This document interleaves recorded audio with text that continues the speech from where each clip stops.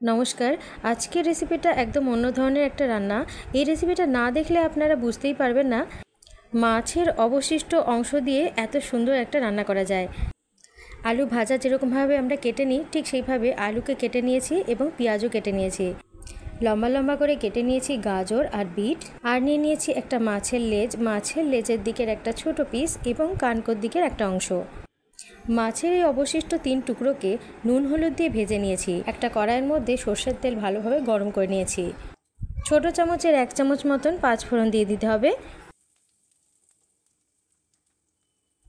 আর দিয়ে দেব 2 চামচ মতন বাদাম। বাদামটাকে মচমচে করে ভেজে নিতে হবে।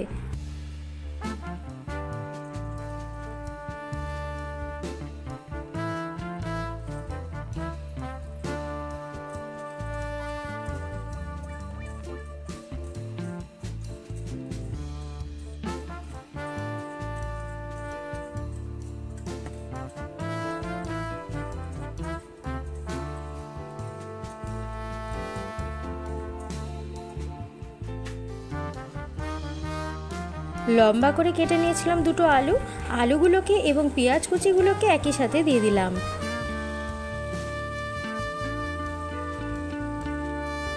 সেই সাথেই আমি গাজর আর বিটের কুচিগুলোকে একই সাথে দিয়ে ভেজে নিচ্ছি।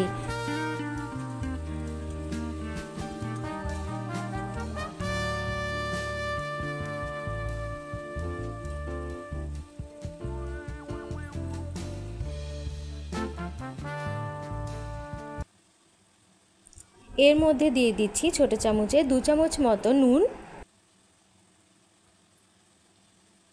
সাথে দিয়ে দেবো ছোট চামচের 1 চামচ মতন হলুদের গুঁড়ো। নুন হলুদটা দিয়ে ভালো করে মেখে নিয়ে কিছুক্ষণের জন্য ঢাকা দিয়ে রাখবো। কম আছে 5 থেকে 7-8 মিনিটের জন্য ঢাকা দিয়ে রাখলেই আলু বিট ভালোভাবে সেদ্ধ হয়ে যাবে। অনেক ঘরেতেই বাবা অথবা মায়েরা মাছের লেজ খেতে ভীষণ পছন্দ করেন, আবার অনেক বাড়িতে মাছের লেজ খেতে কেউই পছন্দ করে না। মাছের লেজ এবং মাথাটাকে কিভাবে রান্না করবে সেটাই বুঝে উঠতে পারেন না। তো লেজটাকে কিভাবে রান্না করবেন তারই একটি সহজ উপায় দেখিয়ে দিচ্ছি। বিশেষ করে যে সমস্ত ব্যাচেলার্স ছেলে এবং মেয়েরা চাকরির জন্য বাইরে থাকে, অনেকেই কিন্তু কাজের মাঝে রান্না করে খেতে ভালোবাসেন, তাদের জন্য এই রেসিপিটা দেখিয়ে দিচ্ছি। তো তারা কি করবেন, মাছের লেজের কাঁটাগুলোকে ছাড়িয়ে সাইড করে নেবেন।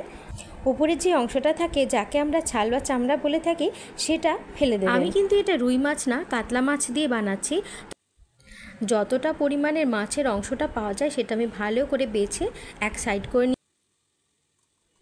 বাকি কাঁটা এবং ছালটাকে অন্য একটা প্লেটের মধ্যে রেখে দিচ্ছি। এই কাজটা করতেই যতটা সময় লাগবে বাকি রেসিপিটা বানাতে কিন্তু অতটা সময় লাগবে না, খুব তাড়াতাড়ি তৈরি হয়ে যাবে। এই রেসিপিটা আপনারা রুটির সাথে খেতেই পারবেন, যদি ভাতের সাথে খেতে চান তাও জমে যাবে, সাথে যদি হয় একটুখানি গরম ডাল।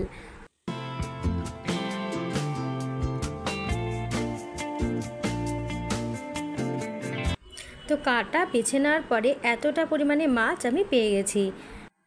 চলুন দেখা যাক আলুগুলো ভালোভাবে সেদ্ধ হয়েছে কিনা। ঢাকনাটা সরাতেই দেখি আলুগুলো ভালোভাবে সেদ্ধ হয়ে গেছে। কি করে বুঝবো?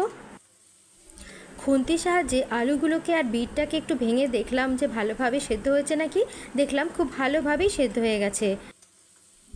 এরপরে আমি ঝুড়ো করা মাছগুলোকে আলু গাজর বিট আর পেঁয়াজের মধ্যে দিয়ে দেব। মিডিয়াম আঁচে বেশ কিছুক্ষণ ভালোভাবে মাখিয়ে নিতে হবে সব কিছুকে। কীভাবে এই রেসিপিটা মাথায় এলো তারই একটা ছোট্ট কাহিনী আপনাদের সাথে শেয়ার করছি। আমি বিভিন্ন ধরনের চপ কাটলেট এই ধরনের খাবারগুলো তৈরি করতে ভীষণ ভালোবাসি।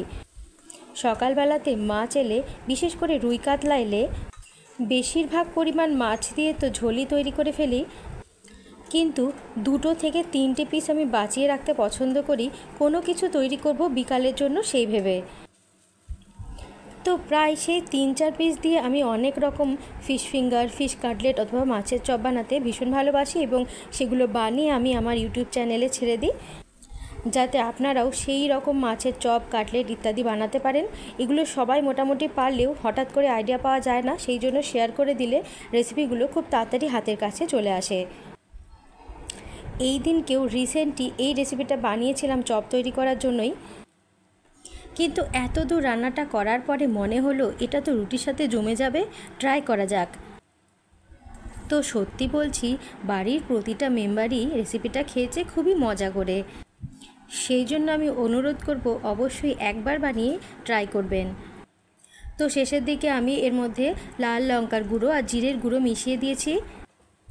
মোটামুটি ছোটো চামচের 1 চামচ মতন লাল লঙ্কার গুঁড়ো দিয়েছি আর 1.5 চামচ মতন জিরের গুঁড়োটা দিতে হবে। কাতলা মাছের মধ্যে একটা মাছের গন্ধ থাকে, তো সেই গন্ধটা কাটানোর জন্য আপনারা নিজেদের পছন্দের যে কোনো একটা মশলা দিতে পারেন। অনেকেই সম্বার মশলা, অনেকে আবার ম্যাগি মশলা পছন্দ করেন, তো চাইলে আপনারা অল্প একটু ম্যাগি মশলা বা সম্বার মশলা বা অন্যান্য মশলা দিতে পারেন। আমি একদমই সিম্পলভাবে রান্না করছি, সেই জন্য অতিরিক্ত অন্যান্য কোনো মশলাই দেব না। জিরের গুঁড়ো হজমেও সাহায্য করবে এবং অন্য কোনো গন্ধ থাকলে সেটা কাটিয়ে দেবে। যদিও ভালো ফ্রেশ মাছে অন্যরকম কোনো গন্ধ থাকে না। রান্নাটা পুরোপুরিভাবে হয়ে গেছে, একটা পাত্রে আমি নামিয়ে নিচ্ছি। একটা ছোট্ট কথা বলার আছে, অনেকেই বাদাম খেতে পছন্দ করেন না, তো তারা বাদামটাকে একটু বাদ দিয়ে বানিয়ে দেখতে পারেন। বাচ্চারা কিন্তু এই ধরনের রেসিপি খেলে বুঝতেই পারবে না এটা ওরা কী খাচ্ছে। লেজ দিয়ে লেজের ভর্তা করে আলু ভাজার সাথে তৈরি করে দিতে পারেন, বাচ্চা থেকে বড় সবাই পছন্দ করবে।